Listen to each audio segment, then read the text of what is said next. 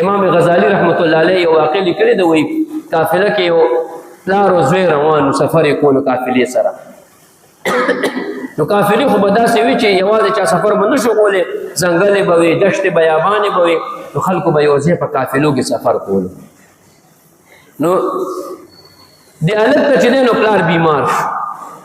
چې بیمار شو نو قافلې والا ته ویل زما پلار خو سفر نشي کولی نو ما ته لږ ایثار شي چې دا پلار الله تعالی زما ښه کړي بیا به یو ځای سفر کوو نو ورځ دوه تېر شو خو پلار یې ښه نه شو پلار یې ښه نه شو قافلې ورته ویل چې موږ خو نه شو ایثارېدی موږ سره ځناور دي موږ خپل ځای له ځان رسو یا تجارت له روان یو کار روزګار له روان یو موږ به ځان رسو موږ نه شو ایثارېدی تعالی هغوی ویلې ښځئ تاسو په دونه وخت خو نه شي ایثارېدی کټ دی قافله خو غټه قافله وي که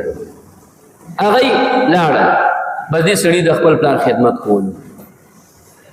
هغه ځای کې پاتې شو د پلار خدمت یې کولو خو پلار یې روغ نه شو پلار یې وفات شو چې پلار یې وفات شو نو نږدې کلي ته لاړو چې لاړ شم چې دا ما سره کفن دفن وکړي ما سره جنازه وکړي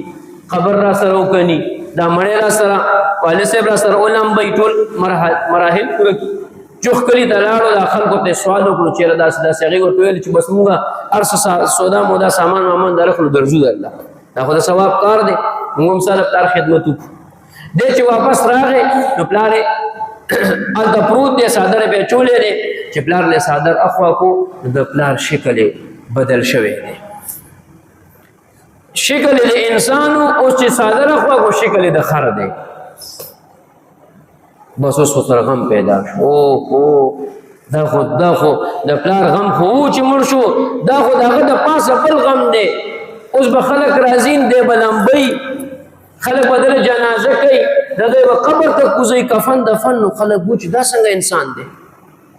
دا د ده پلار دی زما هم بېعزتي ده او زما د پلار هم بېعزتي ده نو په دې سوچونو کې دی بېهوشه شو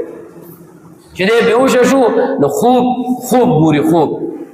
چې رسول الله صلی الله علیه وسلم والا خوب کې راغی نو دی د رسول الله علیه السلام ته ګوري رسول الله علیه السلام ورته ولې خفه یې ده ورته ټوله واقعه بیانه کړه چې زما والد صاحب دی داسې هغوی ښه وایي کوم ځای کې دی ما ته یې وښیه وایي چې راوستو څادر یې اخوا کړو رسول الله علیه السلام مبارک خپل لاس په هغه مخ باندې ورته راکاږلو وایي هغه مخ یې ټیک ټاک شو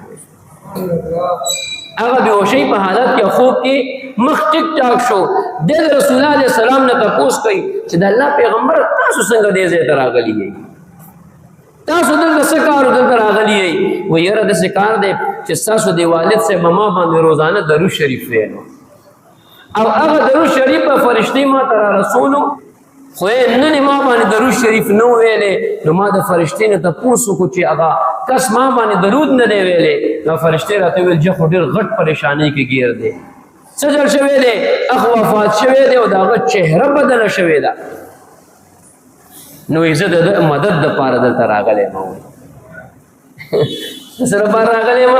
دلته د بنده او د الله تعالی د دې بنده او د دې امتي د مدد دپاره رالیږلی یم الله تعالی رالیږلی یم د چې راپاسېدو او څادر یې لرې کړو الله تعالی د هغه مخ نور هم زیات وایي ځلېدو ښکلی شوی و دا د هغه د ګناهونو نتیجه وه چې مخ یې بدل شو دا د هغه د یقینا چې د ګناهونو او د الله د ناراضتیا علامتو لیکن درود شریف دومره برکتي یو عبادت دی چې الله تعالی په دې باندې ډېر زیات خوشحالېږي